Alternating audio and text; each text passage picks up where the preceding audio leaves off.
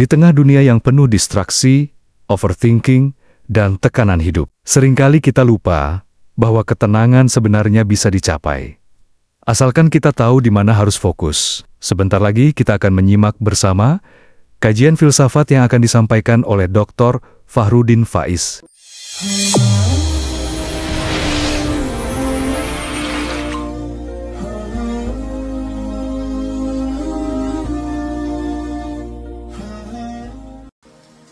Assalamualaikum warahmatullahi wabarakatuh.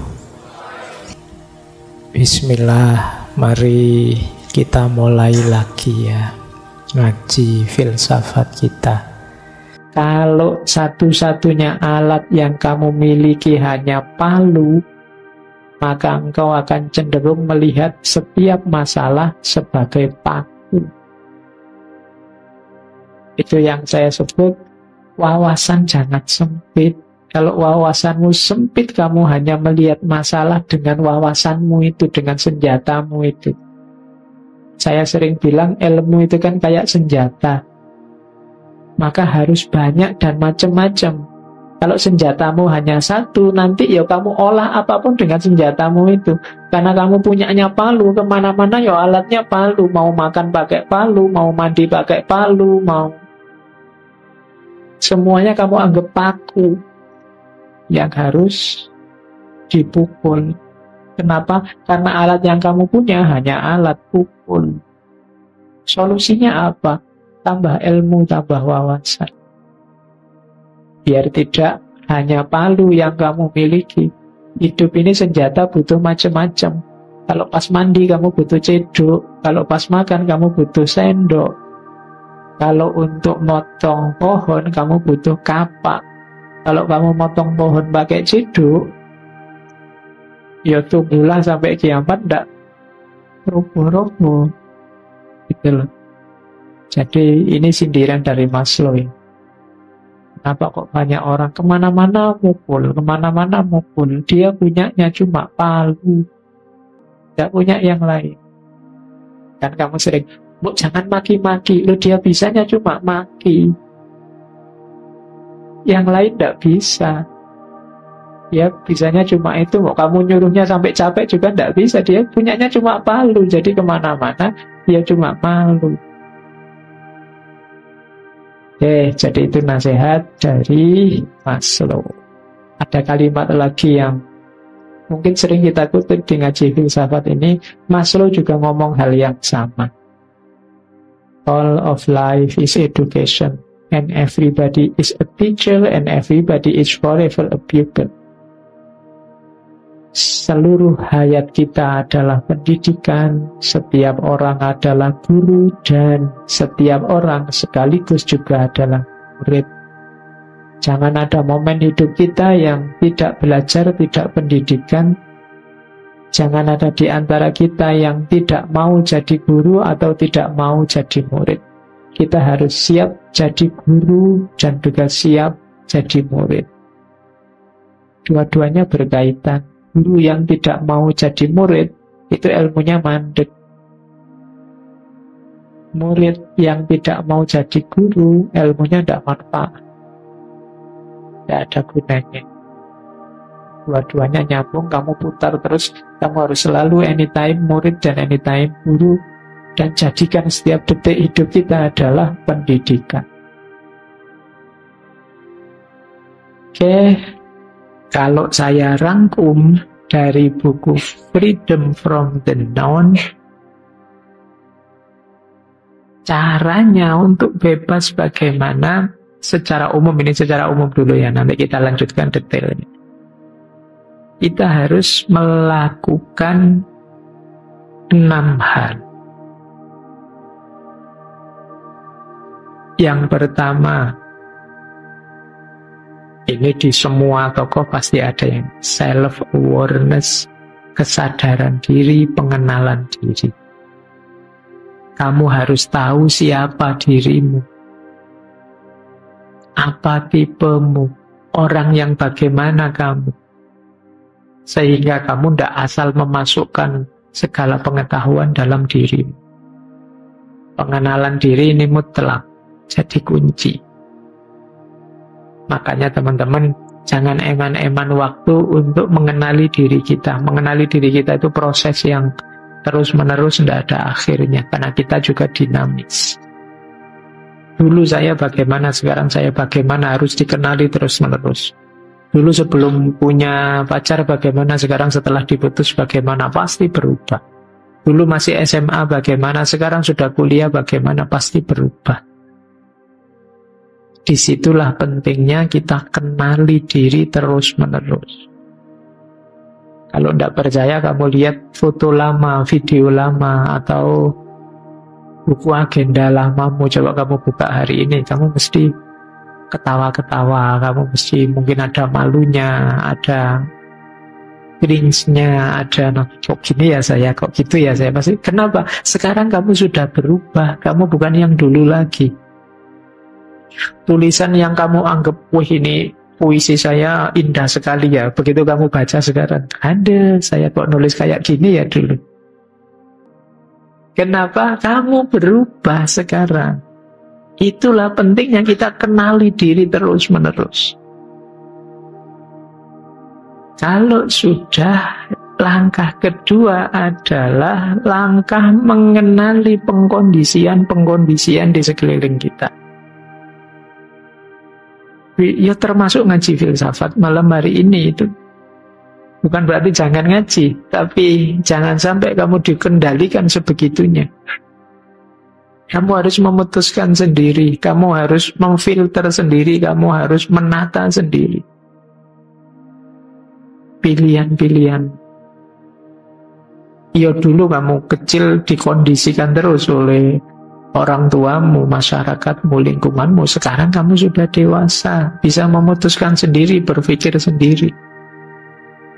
Maka langkah kedua adalah kritis, mengenali pengkondisian-pengkondisian yang terjadi di sekeliling kita. Kemudian yang ketiga, menghindari atau melepaskan keterikatan. Keterikatan itu sesuatu atau seseorang yang kita merasa tidak bisa lepas darinya, bahkan hidup kita gantungkan sepenuhnya padanya atau pada sesuatu itu. Itu namanya keterikatan. Jadi lepaskan itu semua. Keterikatan itu bukan berarti kalau begitu tidak berhubungan dengan orang lain, ya tetap berhubungan, tapi berhubungan yang kreatif, produktif, bukan hubungan yang jenisnya ketergantungan. Ada dirimu bisa bantu aku, alhamdulillah, yuk kita kerjasama biar pekerjaan cepat selesai. Tapi tidak ada dirimu pun aku sanggup menyelesaikannya. Ini mandiri namanya. Jadi kalau tidak ada kamu, masih ada yang lain kok, ngapain bisa terlalu terikat ke kamu. Itu juga namanya mandiri. Jadi tidak terikat pada satu orang, satu lembaga, sesuatu atau apapun. Ini kuncinya untuk freedom from the now. Karena keterikatan itu akan jadi beban yang paling berat di kepala. Kalau sudah, yang keempat, mari latihan. Ini sering kita pakai istilah mindful. Kita pahami, kita perhatikan, kita serap, tapi tanpa menghakimi. Ini latihan menikmati momen. Yang sering jadi masalah itu kan penghakimannya. Di penghakiman itu, contohnya gini. Ternyata yang dapat jatah minuman hanya 100 gelas toh misalnya. Kalau bisa kalian titik di situ. Di ngaji filsafat itu hanya 100 gelas yang hadir, yang dapat minuman, sisanya tidak kebagian. Titik di situ. Yang sering jadi masalah apa? Penghakimannya. Penghakiman itu bisa, dasar takmirnya, tidak tahu situasi. Itu penghakiman, sudah. Itu dari kamu, sudah. Itu biasanya dasarnya the non tadi. Ah, yo memang harus tahu diri lah, wong yo gratis aja ke sini, masa harus disediain semuanya. Ini penghakiman sudah. Ini judgment-nya. Yang sering membuat hidupmu tidak tenang itu judgment ini. Bukan fakta. Fakta bahwa kamu tidak lulus kuliah, itu titik. Selesai. Tapi begitu kamu lanjutkan dengan penghakiman, masalah besar muncul. Semester berapa, Mas? Semester 14. Oh, semester 14. Selesai kan itu, Dok. Tapi begitu, kemana saja selama ini? Apa ini? Nah, itu penghakiman, sudah. Nah, yang sering jadi problem hari ini penghakiman ini. Hati-hati dengan penghakiman. Kalau data-data kita tidak lengkap, kita bisa menzalimi orang. Nanti kalau kalian setelah ini mengakses medsosmu, coba ya, kamu latihan membatasi. Oh, faktanya cuma ini sih. Ketika sudah masuk ke sini, itu komentarnya. Itu pandangannya. Oh, itu versi dia. Itu penghakimannya. Jadi kalau kalian bisa misah ini, kalian hidupmu lebih nyaman nanti. Penghakiman itulah nanti yang berpotensi jadi the noun. Boleh sebut, sekarang kan banyak masalah macam-macam itu. Coba kamu cek ya, yang rame di medsos selalu aspek penghakimannya. Bukan deskripsi fakta. Yang membuat kemudian tadi kita sebut noisy. Tidak tenang. Nah, latihan untuk freedom from the noun itu membatasi sampai level pemahaman, kemudian nanti dulu kalau mau penghakiman. Ini yang keempat. Biar apa? Tidak terlalu memberati kepala kita. Lewat penghakiman inilah kita rentan disetir, dikendalikan. Karena di situ nanti pasti ada setuju dan tidak setuju, ada pro dan kontra. Di situ kita mulai diarahkan. Yang kelima, kita bisa freedom from the noun kalau kita siap menghadapi situasi apapun, perubahan apapun, termasuk hal-hal yang mungkin tidak jelas. Selama ini yang membuat kita sulit berkembang, sulit melepaskan the noun, karena ada banyak ketakutan ini, ketakutan itu dalam diri kita. Nanti kalau begini gimana, Pak? Nanti kalau berubah jadi begitu gimana, Pak? Ya, kita tidak tahu nanti berubah seperti apa. Kita siapkan saja mental kita bahwa hidup itu memang akan selalu dinamis dan berubah. Jadi saya siap menghadapi perubahan apapun. Dan perubahan itu mungkin saya suka, mungkin saya tidak suka. Itulah hidup. Nah, ini meringankan isi kepala kita. Yang sering memberati isi kepala kita, itu kan kita tidak siap menghadapi perubahan. Akhirnya ya harus ini terus, harus begini terus. Kita ragu-ragu mau melakukan ini, melakukan itu, karena khawatir efeknya. Padahal efek itu ya sebagian besar ya hanya persepsi model penghakiman tadi. Nah, yang terakhir ini sering dulu kita uraikan, hidup saat ini. Jadi ya kita nikmati momen. Jangan dibayang-bayangi oleh masa lalu, jangan digelisahi oleh masa depan. Ini 6 kunci sebelum nanti kita bahas filosofi-filosofinya. Baik, kita lanjutkan. Aku tidak mau berubah. Orang yang tidak mau berubah ini biasanya orang yang terjamin hidupnya enak dengan situasi sekarang. Orang yang menemukan pleasure dengan situasi sekarang. Sudah di mas sampean itu terbelenggu loh, sampean itu dijajah loh, ndak apa-apa Pak, enak kok. Ya kalau sudah kayak gini ya dia akan mau berubah sudah. Saya nyaman kok Pak dengan yang seperti ini. Ya sudah. Ini akan jadi hambatan. Cara berpikir bahwa baik-baik saja kok Pak semuanya, padahal ndak baik-baik saja. Nah, ini problem pertama. Ada problem kedua.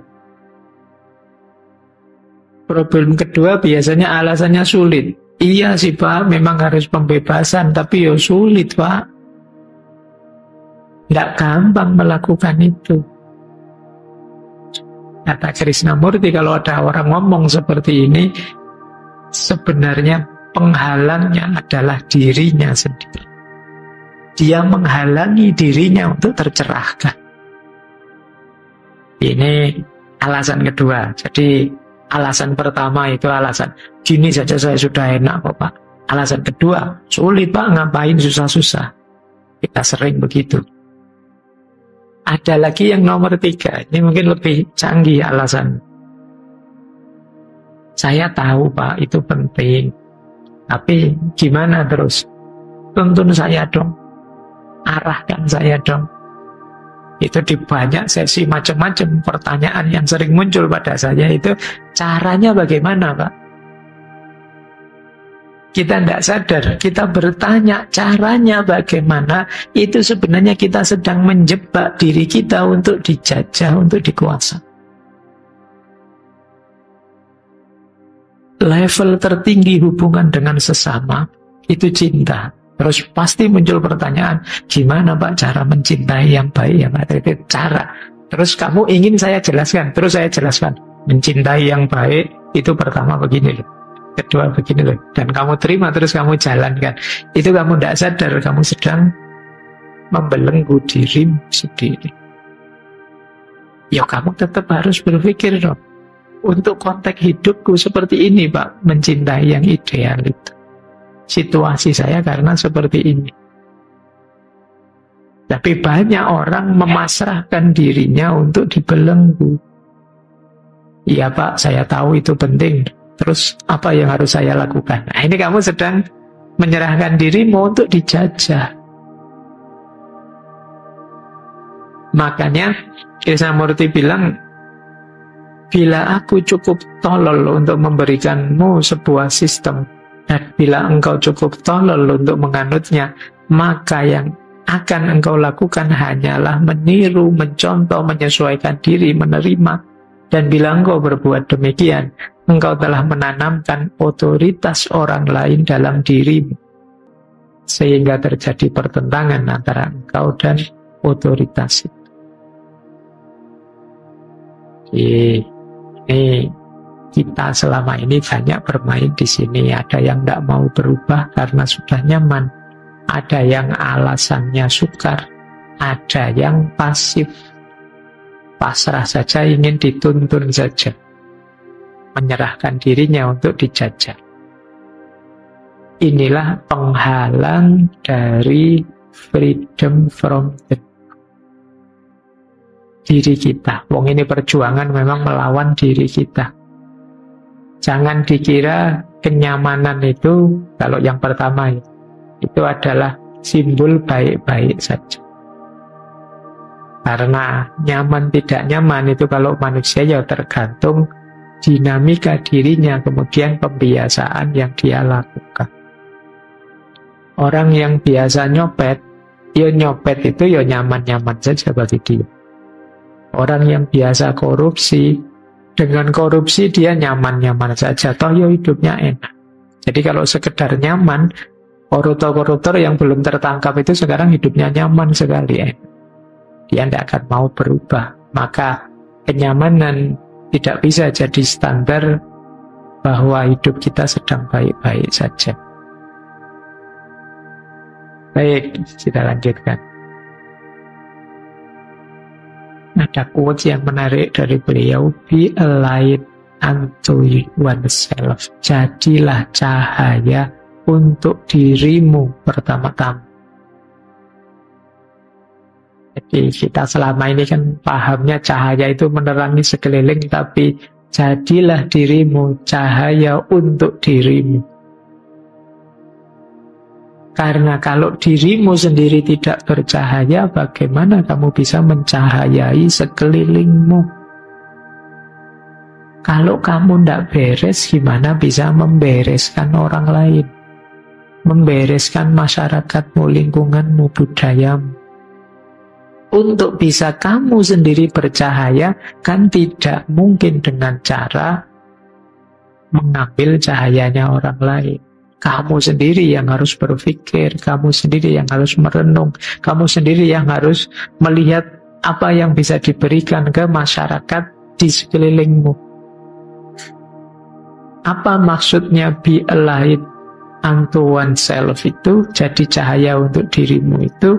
Yang pertama tadi, kesadaran diri.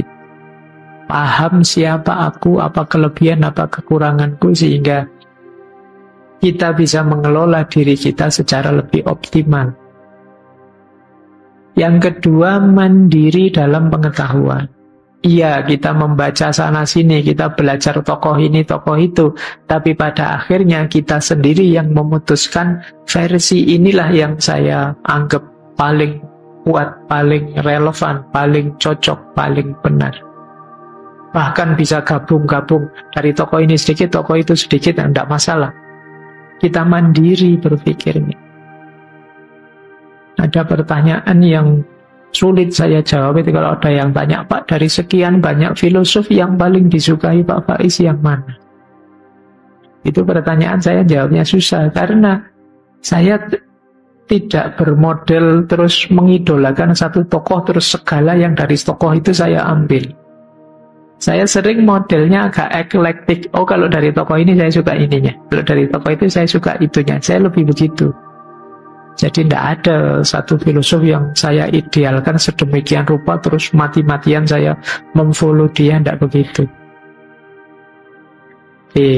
Rumusan eklektik ini kan berarti saya milihnya sesuai kepentinganku, sesuai sudut pandang. Ini salah satu ilustrasi ya, kalau teman-teman ingin mandiri dalam pengetahuan. Kita jadi cahaya sendiri sekarang. Dan yang ketiga, tentu saja penerangan dari dalam. Kita jadi cahaya untuk diri kita itu jangan dibayangkan cahaya dari luar yang masuk. Kita sudah cahaya sebelumnya, tinggal kita buka diri kita, kita jernihkan pikiran kita bersihkan hati kita, maka kita sudah cahaya. Akan memancar cahaya keluar dari diri kita. Kebaikan-kebaikan, kebenaran-kebenaran akan keluar dari diri kita. Itulah yang dimaksud cahaya dari dalam diri keluar. Jadi bukan mengandalkan cahaya dari luar untuk kita pantulkan lagi. Tapi kitalah hakikatnya cahaya itu untuk kita terangi sekeliling kita. Ya dengan kebenaran kita, dengan kebaikan kita, dengan keindahan perilaku kita, disitulah kita jadi cahaya keluar setelah sebelumnya kita jadi cahaya untuk diri kita sendiri. Baik, kita lanjutkan. Nah, ini yang melanjutkan tadi ya. Kata beliau, seseorang yang berkata, saya ingin berubah, beritahu saya caranya, tampaknya sangat sungguh-sungguh, sangat serius, tapi sebenarnya tidak. Dia menginginkan otoritas yang diharapkannya akan membawa ketertiban dalam dirinya. Tetapi dapatkah otoritas membawa ketertiban ke dalam? Ketertiban yang dipaksakan dari luar pasti akan selalu menimbulkan kekacauan. Penyebab utama kekacauan dalam diri kita adalah mencari realitas yang dijanjikan oleh orang lain. Jadi kita mengejar ideal, yang idealnya itu milik orang lain, yang dijanjikan oleh orang lain. Itu yang membuat hidup kita kacau. Kenapa? Tidak selalu ideal di orang lain itu cocok untuk kita.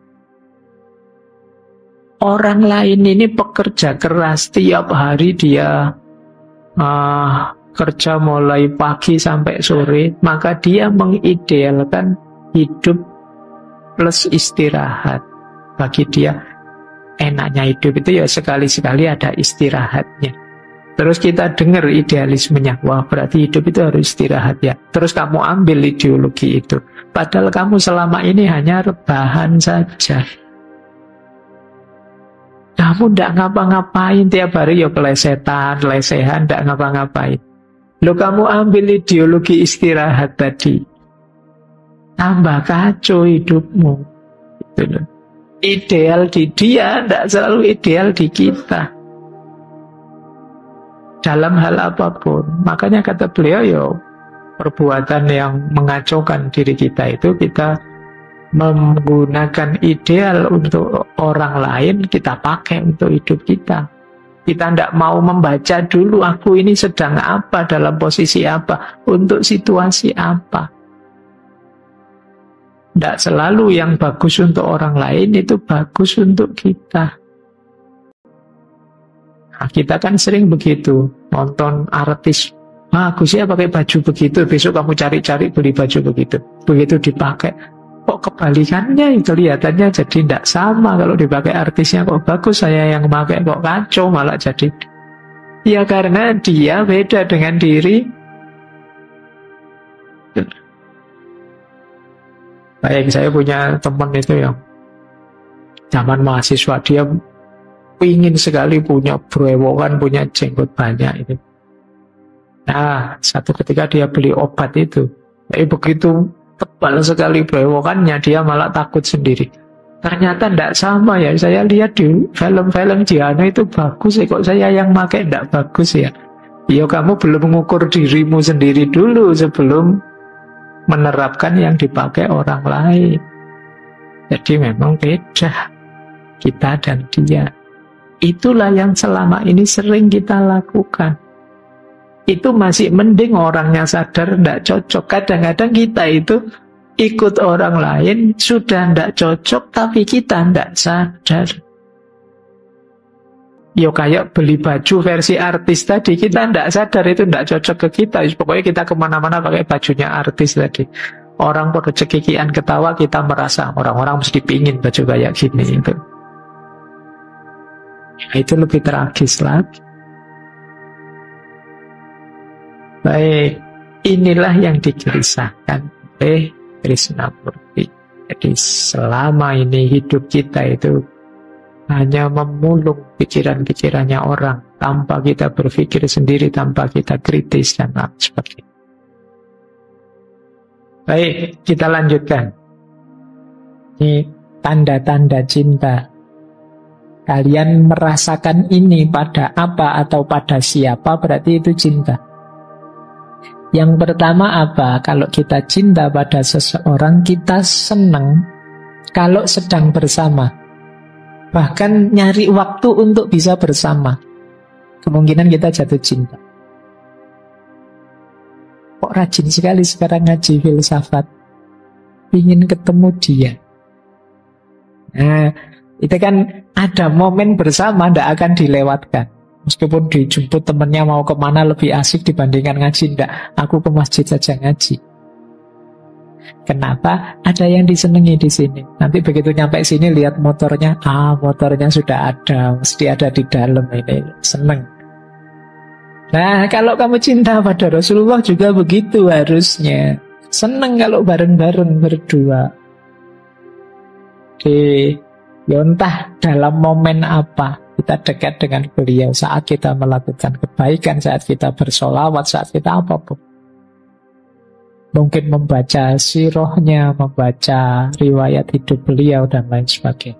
Ini memang ciri pertama. Senang kalau bareng kekasih. Yang kedua, mengutamakan yang dicintai kekasihnya dibandingkan apa yang dicintai.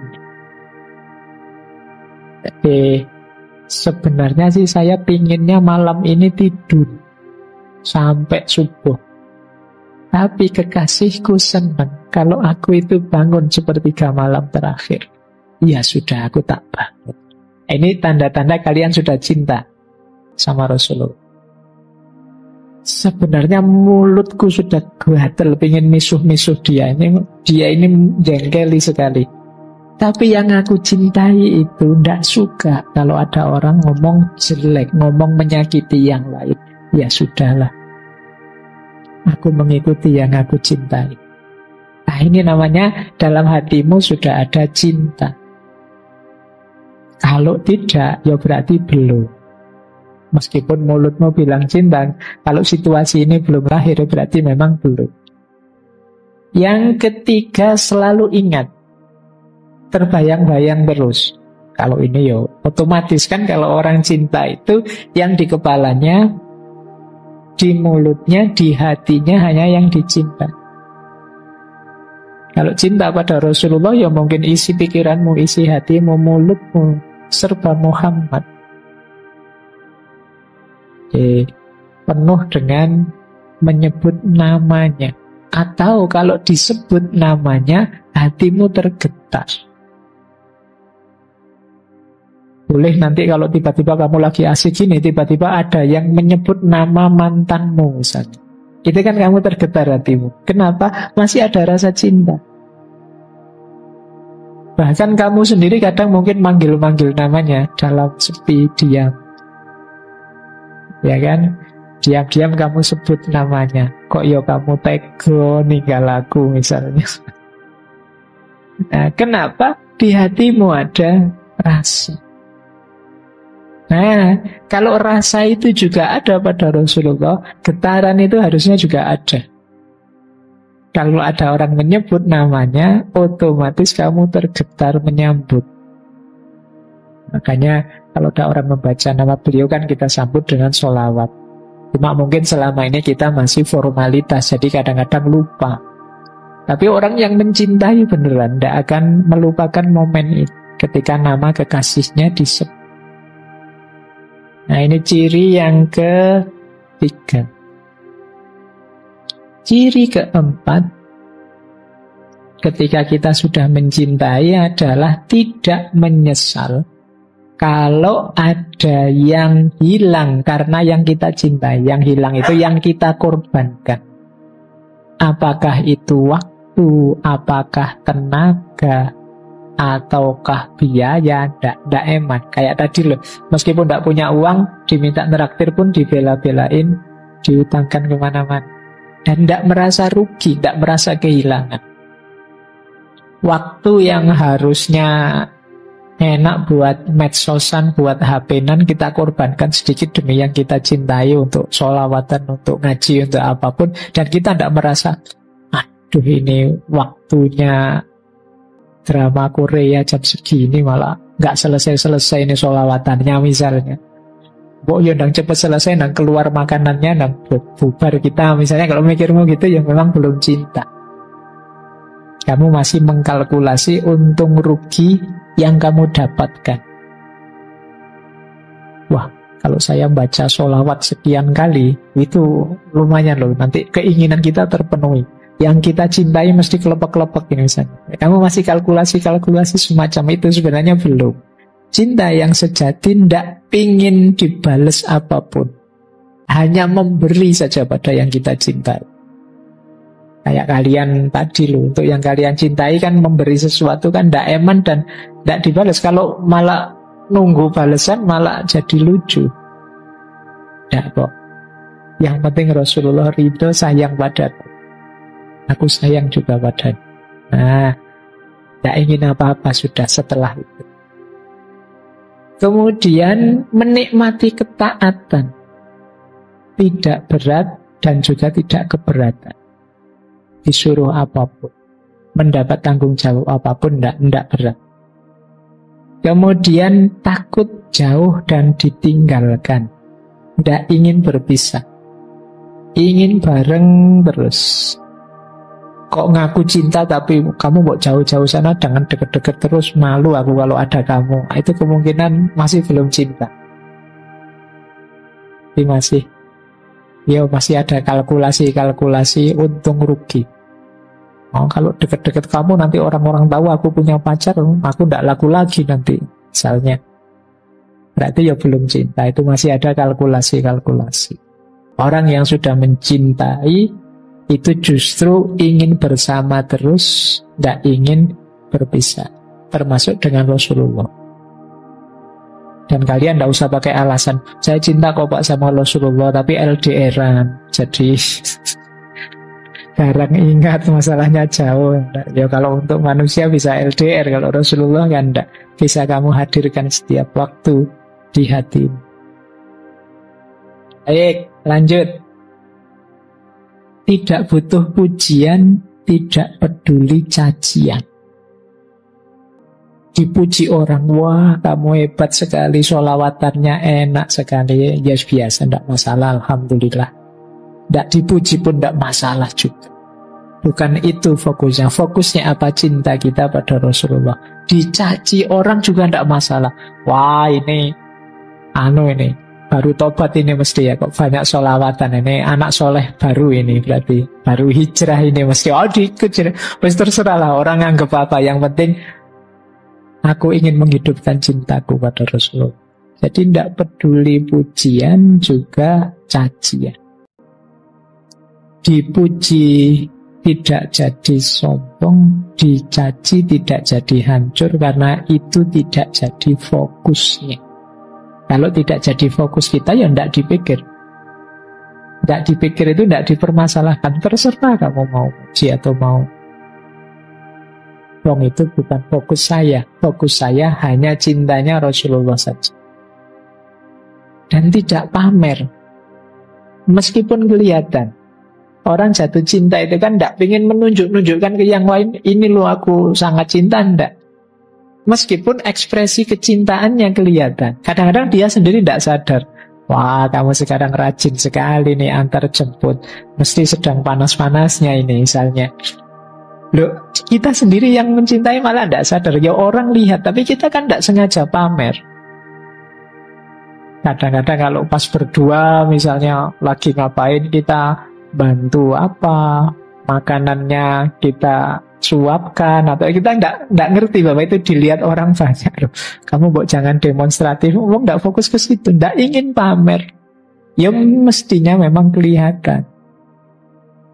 Nah, mungkin kalian juga begitu nanti kalau cinta sama Rasulullah, secara enggak sadar sering sholawatan, secara enggak sadar ingin mencocok-cocokkan gaya hidupmu dengan Rasulullah, enggak masalah.